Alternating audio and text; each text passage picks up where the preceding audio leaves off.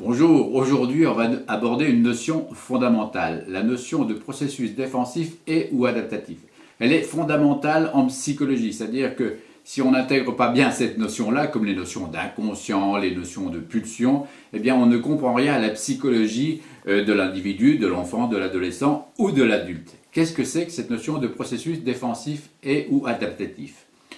Un processus défensif, on sait très bien ce que c'est sur le moment. Par exemple, une situation de peur face à quelque chose qui me fait peur, soit que je vais me fuir, soit que je vais me cacher, c'est une réaction de défense immédiate. Mais là, on va parler de quelque chose qui est intégré inconsciemment.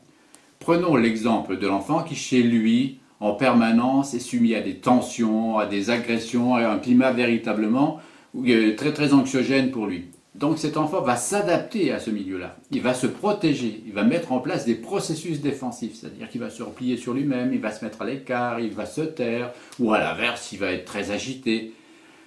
Alors il va intégrer petit à petit, au quotidien, jour après jour, semaine après semaine, mois après mois, ce processus-là. Et il va devenir son mode de fonctionnement psychique. Ce mode de fonctionnement psychique, et qui assure sa survie à l'intérieur de chez lui, il l'utilisera, il va fonctionner aussi ailleurs, là où il ne devrait pas fonctionner, à l'école en particulier. À l'école où on doit être ouvert, on doit être disponible, on doit être serein psychiquement. Là, ce processus qui le met en défense par rapport au truc, imaginons qu'il se replie sur lui-même, à l'école, il faut qu'il soit ouvert à la connaissance. Et là, ça va le pénaliser. Cela surprend d'ailleurs certains enseignants qui se disent il n'y a pas de raison, tout va bien pour lui, ça devrait fonctionner.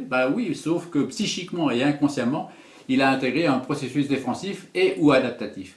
On voit bien, alors il faut bien insister sur le fait que ce sont des situations qui s'installent dans le temps, qui se répètent, qui sont particulièrement dangereuses ou invalidantes pour l'enfant, qui vont fonctionner inconsciemment. Ce n'est pas un événement ponctuel ici ou là qui va le pénaliser. Non, c'est quelque chose qui va s'installer dans le temps.